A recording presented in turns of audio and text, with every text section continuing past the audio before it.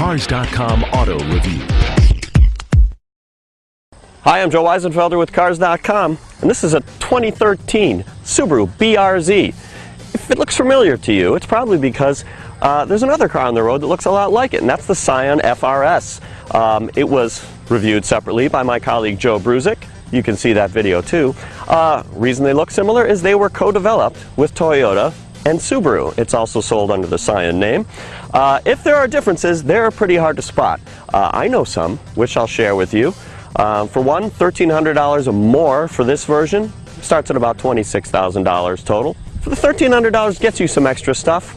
I'll show you what it is and also show you why the car's kind of awesome. In terms of the exterior, very little difference, mainly because the headlights and the taillights are about the same shape. That's a big deal. Aside from that, they look pretty similar. People like the way it looks.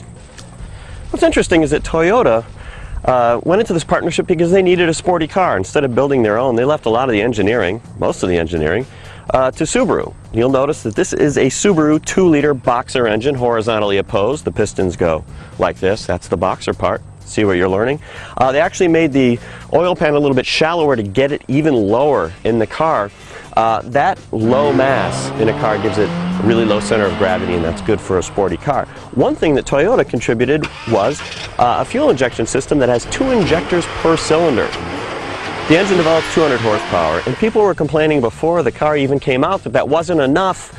I know it's a sports car, but actually it's pretty light. It's under 2,800 pounds, and for the dynamics and the tires in this car, I actually think it's not bad. Let's talk transmissions. You might think, because of the way the lever here is canted, that it's a manual transmission. Psych, it's not. This is a 6-speed automatic. You can also get a 6-speed manual that I like a lot. The automatic, not bad. You can drive in drive. You've also got a sport mode, and you can go full manual with the shifters on the steering wheel. Here in the cabin is where you'll find the biggest differences between the BRZ and the FRS. I'm not real wild about the silver plastic stuff, but overall I think the quality is better in this than it is in the Scion.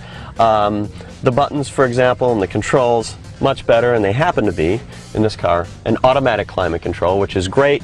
You also get push-button start, not in the FRS, and you also get a navigation system, xenon high-intensity discharge headlights, and heated seats. None of those things are standard in the Scion, actually not optional either. Where the BRZ really shines is in dynamics, in the handling. It is a rear-wheel drive car. That's right, a Subaru with rear-wheel drive instead of all-wheel drive.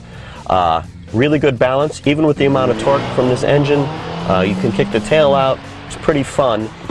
There's also a button to change the stability system to a sport mode that lets you slide about a little bit more. And it's right here where you can hit it. It's not hidden under the dashboard or something like that. I love the location. That leads us to the seats, which are a different issue. They're sports seats. I like them a lot. They fit me well. Unlike some sports seats, the head restraint is adjustable. They are very firm though. So between the firmness and the ride quality, which is also quite firm, you got to be sure that this is a car you want. Hey, I'm in the back seat. This is something I would not do if I had the choice. Now, actually I have enough headroom, believe it or not. I'm 6 feet tall, but I'm not even thinking about pulling the front seat backward. There's just no leg room. And there's this adorable postage stamp size floor mat. Just enough for the one regulation adult foot. There are things like the Mazda Miata and something like the Ford Mustang. If you're talking about the price and the sportiness, there is no back seat in a Miata. Back seat's bigger in a Mustang. We've got a similar story in terms of cargo. It's larger than a Miata outside, smaller than a Mustang. The result is pretty much the same with the trunk. This is a decent sized trunk. If you're talking about day-to-day livability, you can work with this. So that's the BRZ. The obvious question is, should I take it over the Scion FRS? In my case, I think I would take this one, just for the features, etc.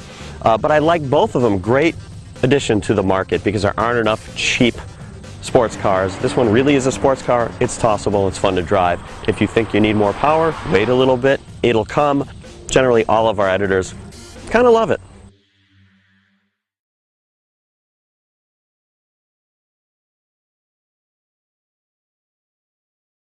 For more car-related news, go to Cars.com or our blog, KickingTires.net.